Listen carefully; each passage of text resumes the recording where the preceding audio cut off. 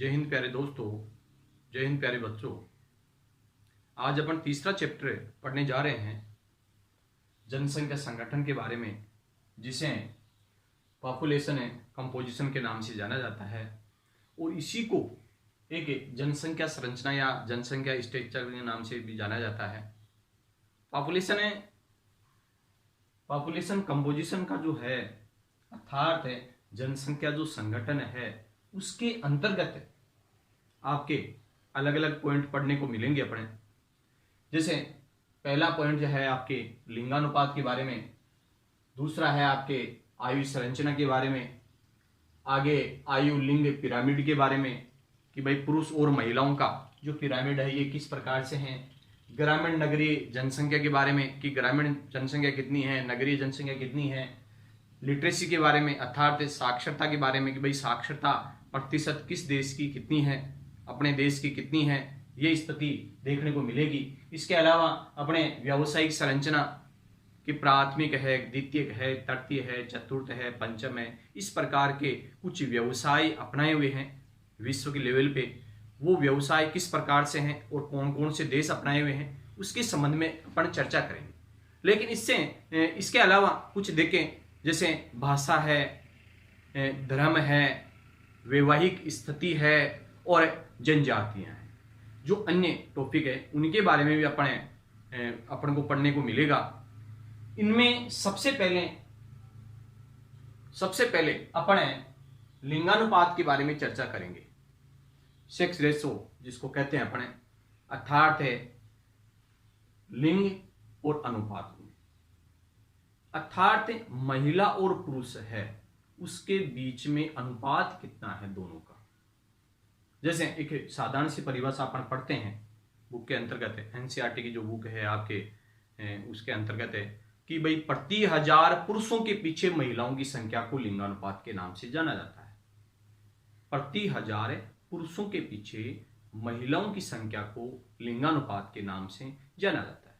अर्थात कुछ देशों में या कुछ परिभाषा आपके दी हुई है कि 100 का कुछ आंकड़ा मानते हैं, जैसे 1000 का अपन मान लेते हैं, उसी प्रकार से 100 का आंकड़ा भी मानते हैं कि प्रति 1000 उसके अंदर दिया हुआ है, लेकिन यहां प्रति 100 पुरुषों के पीछे महिलाओं की संख्या को लिंगानुपात के नाम से भी जाना जाता है। अर्थात इसके कारण से इनकी परिभाषा अपन ने बना दी कि जनसंख्या में महिला और पुरुषों की संख्या के अनुपात को, जनसंख्या में महिला और पुरुषों की जो संख्या है उसके अनुपात को लिंगानुपात के नाम से जाना जाता है। इस प्रकार की परिभाषा बनाई। अर्थात ये भी लिख सकते हो आप कि प्रति 1000 पुरुषों के पीछे महिलाओं की संख्या को लिंगानुपात के नाम से जाना जाता है। और ये अक्सर अपने भारत देश में ये परिभाषा काम में ली जाती है।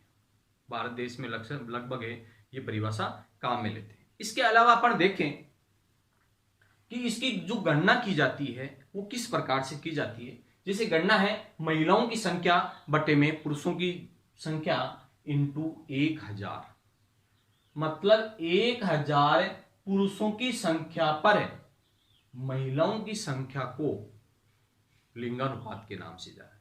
इस प्रकार से मतलब अपने भारत जैसे देश के अंदर यह परिभाषा काफी अच्छी मानी जाती है कि प्रति 1000 पुरुषों की संख्या पर महिलाओं की संख्या को लिंगानुपात के नाम से जाना जाता है। इससे पहले मैंने एक परिभाषा भी आपको बताई कि प्रति 1000 पुरुषों पर महिलाओं की संख्या को लिंगानुपात के नाम से जाना जाता है। लेकिन विश्व के अन्य जो देश हैं या एक परिभाषा और दी हुई है कि जैसे महिलाओं की संख्या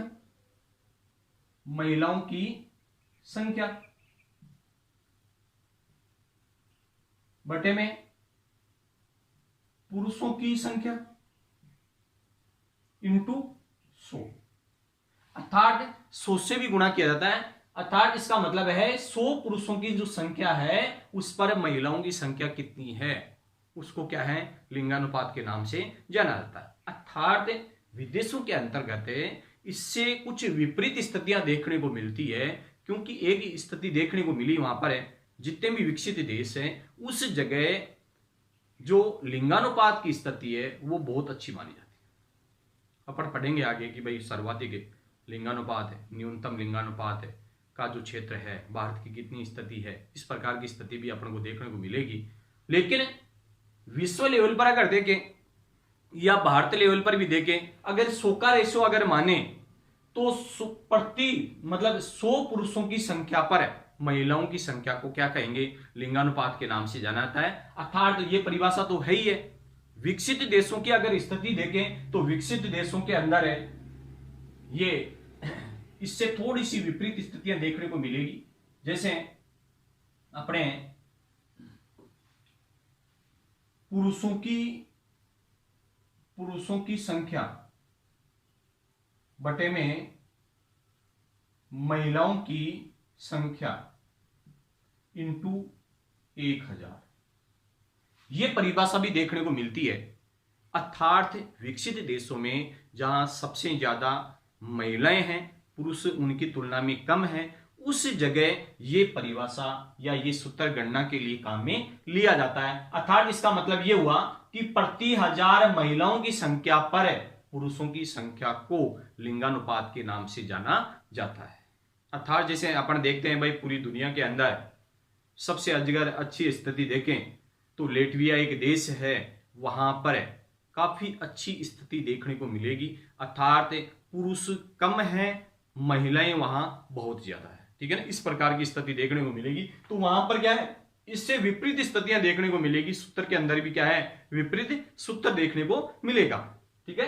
तो ये इसमें ज्ञात किया जाता है। इसके बाद की अगर स्थिति देखें बढ़े तो लिंगानुपात कम होने के क्या कारण है, विश्व लेवल पर अगर चर्चा करें पढ़े तो लिंगानुपात कम होने के क्या क्या कारण है। जैसे अपना जो एशिया महाद्वीप है और उसके अंदर अपना भारत देश है, भारत देश के अंदर भी लिंगानुपात कम है। विश्व के अन्य देशों की तुलना के अंदर अगर देखा जाए तो वास्तविकता में कम है, ठीक है। उनमें उनके कारण क्या रहे हैं, या विश्व के जो अन्य देश है या विश्व के जो देश है वहां पर लिंगानुपात कम होने के क्या क्या कारण रहे हैं। उनमें पहला जो कारण है कन्या भ्रूण हत्या। अपने भारत जैसे देश के अंदर जन्म से पहले ही लिंग जांच करवा करके उसकी हत्या करवा दी जाती है। कानून बना लेकिन फिर भी यहां पर यह स्थिति देखने को मिलेगी। अर्थात महिलाएं आएगी कहां से, ठीक है। तो कन्या भ्रूण हत्या का कार्य ज्यादा है, ये कानूनन अपराध है, ये जानते हुए भी क्या है उसकी हत्या कर देते हैं। मतलब उनमें असमंजस्य की स्थिति बनी रहती है कि भाई पुरुष है या महिला है, इसकी लिंग जांच करवा लो साहब, अगर महिला है तो उसको मरवा दो, इस प्रकार की स्थिति है। इसके कारण से भी क्या है, ये लिंगानुपात कम स्थिति में है। इसके अलावा ये देखें कि भाई लड़कियों के साथ भेदभाव की स्थिति मानते हैं। लड़कियों के साथ में भेदभाव की स्थिति, जैसे मान लो अच्छी परवरिश करेंगे, अगर लड़का होगा तो अच्छी उसकी परवरिश करेंगे, खाने के लिए अच्छा देंगे उसको, ठीक है, और पढ़ाएंगे भी अच्छा उसको। महिला की तुलना में, बालिका की तुलना के अंदर है, जो लड़का है उसको अच्छी शिक्षा प्राप्त करवाएंगे अपने। मतलब उसमें काफी ज्यादा क्या है, भेदभाव समझा जाता है। लड़कियों के साथ में क्या है, काफी ज्यादा भेदभाव किया जाता है, इस प्रकार की स्थिति है। इसके अलावा देखें तो महिलाओं के प्रति घरेलू हिंसा की स्थिति देखने को मिल रही है महिलाओं के प्रति, और उसके कारण से भी क्या है, ये मानसिक तनाव होता है उसके अंदर, ठीक है ना, शारीरिक क्षमता कमजोर हो जाती है, तो काफी ज्यादा समस्याएं देखने को मिलती है और महिला कमजोर हो जाती है। मतलब है लिंगानुपात कम होने का कारण एक ये भी है कि महिलाओं के प्रति घरेलू हिंसा। जैसे मान लो लड़की 2 घर का चिराग होती है, वैसे वहां से क्या है अपने माँ से दूसरे घर पर जब जाती है तो वहां पर मानसिक स्थिति मतलब मानसिक प्रताड़ना दी जाती है, उनको शारीरिक प्रताड़ना दी जाती है। दहेज प्रथा, इस प्रकार की जो रूढ़िवादिता है अपने देश के अंदर है, उसके कारण से भी काफी ज्यादा दयनीय स्थिति बनी हुई है इनकी। तो ये स्थिति देखने को मिलती है कि महिलाओं के प्रति क्या है, घरेलू हिंसक प्रवृत्ति अपनाए हुए हैं। इसके अलावा महिलाओं का निम्न सामाजिक और आर्थिक स्तर, काफी महत्वपूर्ण पॉइंट भी है ये। महिलाओं का निम्न सामाजिक आर्थिक स्तर है। महिलाओं का निम्न सामाजिक आर्थिक स्तर का मतलब यह है कि अगर धीरे धीरे मान लो डेवलपमेंट का कार्य हो रहा है अपने भारत जैसे देश के अंदर, अगर कोई सरपंच बन जाती है महिला, तो पुरुष प्रधान देश होने के कारण से महिला केवल और केवल नाम मात्र की सरपंच रहती है, जबकि वो पूरा कार्य कौन करता है, उसका पति करता है। अर्थात भारत देश के अंदर घूंघट पड़ता है, घूंघट पड़ता होने के कारण से और मतलब पुरुष प्रधान है समाज होने के कारण से वो घूंघट के अंदर रहेगी और पुरुष है वो सारा कार्य सरपंचाई का कार्य वो करेगा। ठीक है ना। इस प्रकार की स्थिति भी है, काफी दयनीय स्थिति है। तो आर्थिक स्थिति क्या है, ये सामाजिक स्थिति कमजोर होती है। पैसों टंगों से अगर लेते हैं तो मान लो कमाने का जो केवल जरिया होता है वो कौन होता है, पुरुष होता है, ठीक है ना। तो आज पैसों की क्या है समस्या रहती है इनके पास में, आर्थिक स्थिति कमजोर होती है। ये समस्या भयंकर स्थिति बनी हुई है जिनके कारण से आर्थिक प्रताड़ना की स्थिति बनती है, अर्थात आर्थिक स्थिति कमजोर होती है। और आर्थिक स्थिति जिसकी कमजोर होगी वो सामाजिक स्तर भी उसका कम होगा, नीचा होगा, ठीक है ना। इस प्रकार की स्थितियां देखने को मिलती है।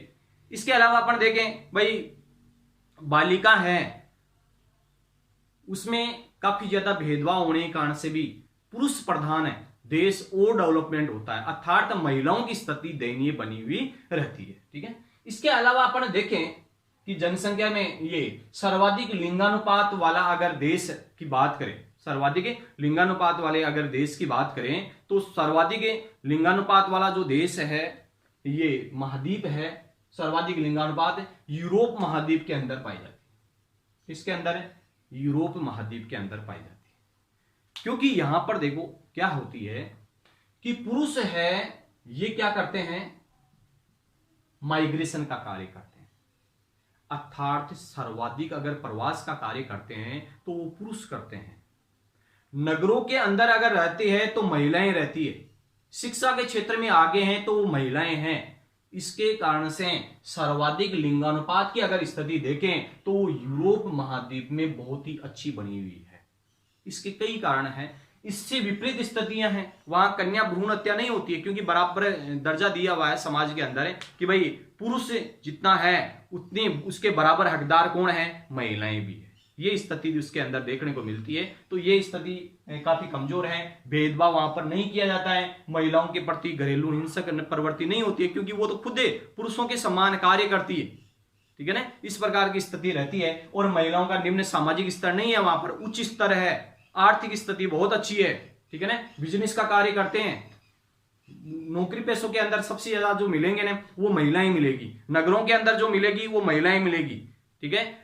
बिजनेस के अंदर पर्पज से अगर देखेंगे, माइग्रेशन का कार्य करेंगे, वो प्रवास का कार्य करेंगे तो वो पुरुष करेंगे, ठीक है। तो यहां से बिल्कुल विपरीत स्थितियां देखने को मिलती है। इसके कारण से यूरोप महाद्वीप के अंदर सबसे ज्यादा लिंगानुपात पाया जाता है।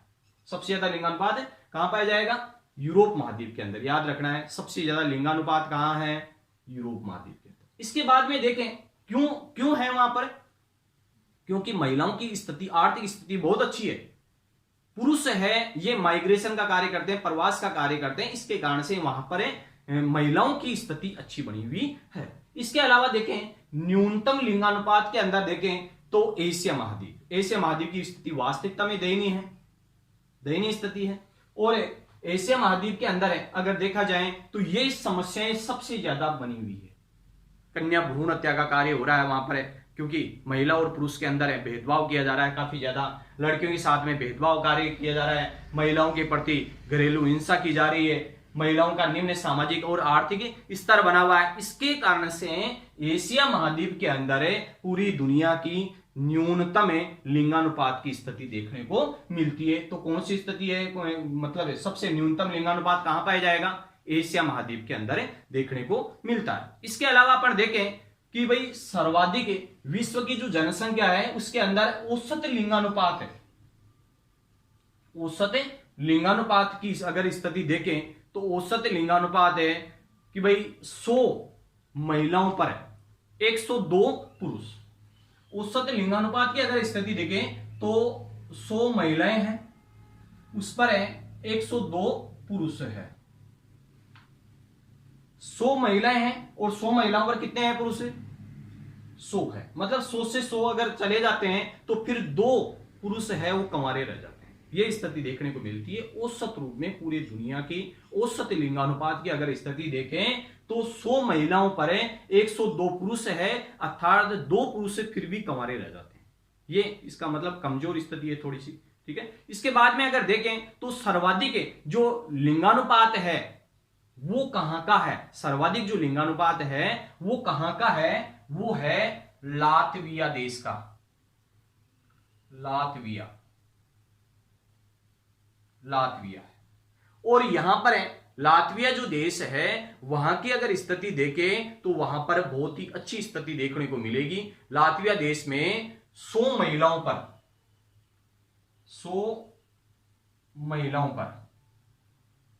85 पुरुष है। 100 महिलाओं पर है, पुरुषों की संख्या कितनी है? 85 है। अर्थात महिलाएं उस जगह काफी अच्छी है, मतलब काफी ज्यादा है महिलाएं, और पुरुष कम है।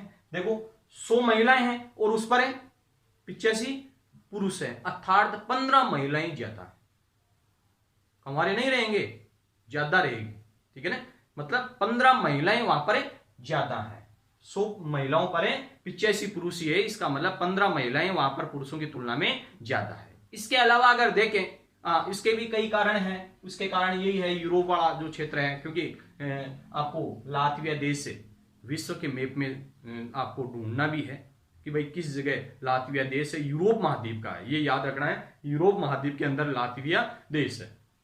इसके अलावा देखें तो न्यूनतम अगर स्तर पर देखें तो यूएई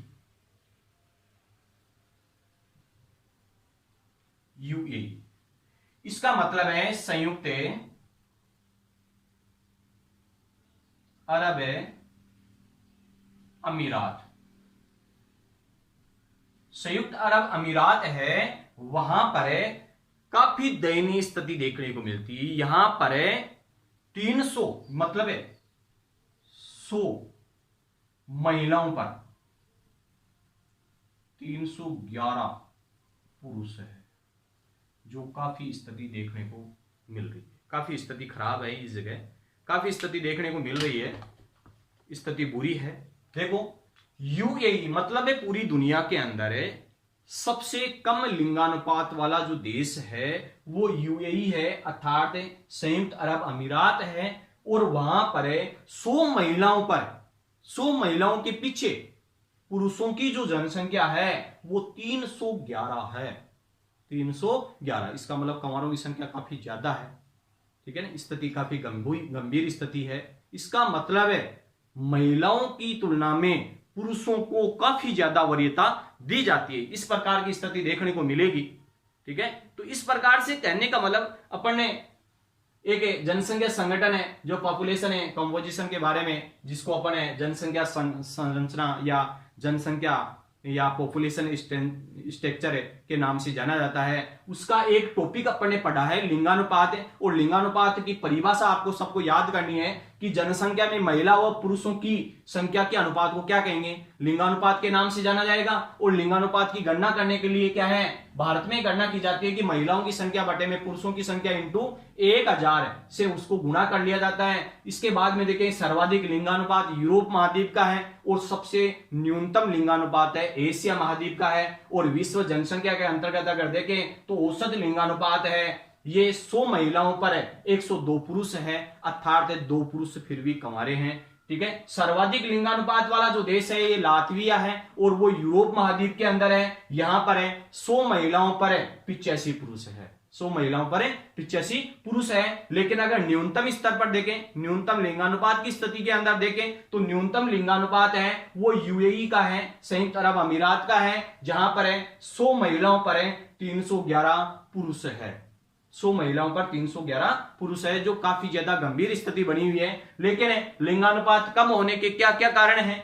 कन्या भ्रूण हत्या का कार्य है, लड़कियों के साथ भेदभाव है, महिलाओं के प्रति घरेलू हिंसा के प्रवृत्ति है, महिलाओं का निम्न सामाजिक और आर्थिक स्तर है। इस प्रकार की स्थिति देखने को मिलेगी, ठीक है। तो इसके अंदर पहला टॉपिक हुआ आपके लिंगानुपात का। इसके बाद में नेक्स्ट जो टॉपिक पढ़ेंगे अपने आयु संरचना के बारे में, ठीक है। तो अच्छी तरीके से ये परिभाषा याद करनी है, अच्छी तरीके से इसको उतारना भी है, याद करना है। ये छोटे छोटे जो क्वेश्चन है ये काफी ज्यादा पूछे जाते हैं, आपके जनरल नॉलेज के रूप में भी है और आपके कोर्स के अंतर्गत है माध्यमिक शिक्षा बोर्ड का जो पैटर्न है पेपर का, उसके अंदर एक क्वेश्चन इनमें से आता भी है, ठीक है। तो अच्छी तरीके से आपको याद करना है। जय हिंद, जय भारत।